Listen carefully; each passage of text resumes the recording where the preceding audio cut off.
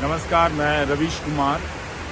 हम उस जगह पर हैं जिसे न जाने दुनिया में कितने लाखों लोग बहुत पहले देख चुके हैं। हमारे देश के न जाने कितने लोग यहाँ अमेरिका आकर, न्यूयॉर्क आकर देख चुके हैं। ये मेमोरियल है, 9/11 मेमोरियल कहते हैं। यहाँ पर कभी वर्ल्ड ट्रेड टावर हुआ करता था, उसकी उत्तरी इमारत और एक दक्षिणी इमारत जब दोनों ध्वस्त हुई तो दोनों जगहों की पर यहाँ पर एक मेमोरियल बनाया गया है।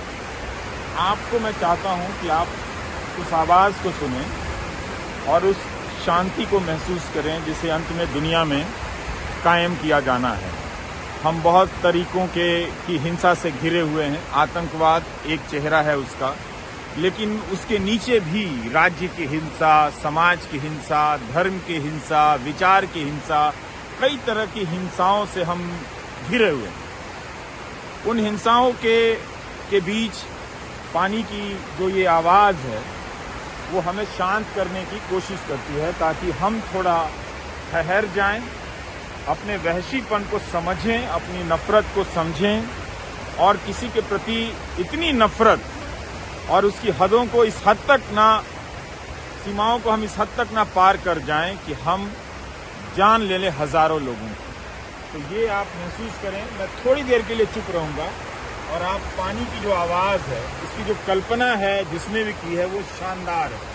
चारों तरफ से पानी गिर रहा है और नीचे एक कुंड में मिल रहा है। ये पानी एक तरह से रक्त भी है, खून भी है एक तरह से, कि लोगों का यहाँ पर जितना खून बहाया गया, आतंकवाद और हिंसा की राजनीति, आतंकवाद कहीं शून्य से पैदा नहीं होता, उसे पैदा किया भी जाता है।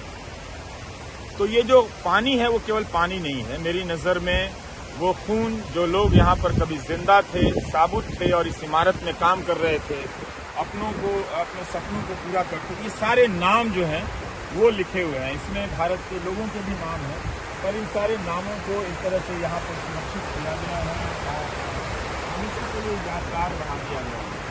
और ये पानी जो है वो एक तरह से उनकी स्मृतियों के जिंदा होने का एक तरह से सबूत है।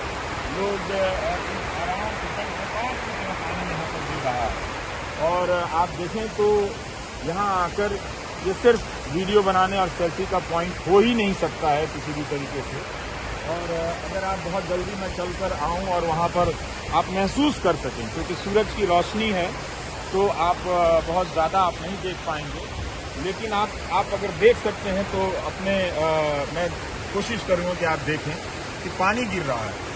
यही जीवन है हमारा, इसकी निरंतरता है। इस पानी के गिरने में जीवन की निरंतरता है। हिंसा हम सब पर, आतंकवाद के रूप में या धर्म की हिंसा के रूप में, नफरत की हिंसा के रूप में, चाहे जिस स्तर पर विजयी हो जाए, हमें छोटा कर दे, हमें गुलाम बना ले, लेकिन अंत में जीवन को इसी तरह से बहना है, निर्बाध।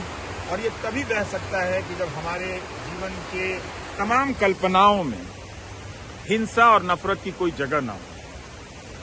तभी हम अपनी क्षमताओं को, अपने भीतर तमाम अवसरों को हम महान बना पाएंगे।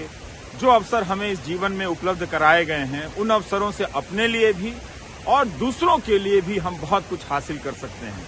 तो ये अजीत जी कैमरे के पीछे हैं और इनकी मदद से हम आपको दिखा पाए। यही अपनी गाड़ी से लेकर आए कि इस जगह पर आना चाहिए। मुझे लगा कि हजारों बार लोग यहाँ पर आए हैं, आप बहुत लोगों के लिए कोई नई बात नहीं होगी, लेकिन ऐसी जगहों पर हर बार आना चाहिए और हर बार कुछ नया महसूस करने की कोशिश करनी चाहिए, कुछ नया कहने की कोशिश करनी चाहिए, ताकि हम इस निरंतरता, ये जो प्रवाह है, ये प्रवाह बदलाव का भी है। हमारी सोच में लगातार बदलाव का भी प्रवाह है। तो हमें इस पानी के जो धारा है उसे हमें समझना है। और मैं यही दुआ करूंगा, यही गुजारिश करूंगा, आप सभी से प्रार्थना करूंगा कि आपके भीतर नफरतों से मुक्त होना तो बहुत मुश्किल है, मगर कोशिश कीजिए, धीरे धीरे कम कीजिए, अपने तर्कों के जरिए उनकी गांठों को खोलिए, अपनी कुंठाओं को से आज़ाद होने की कोशिश कीजिए।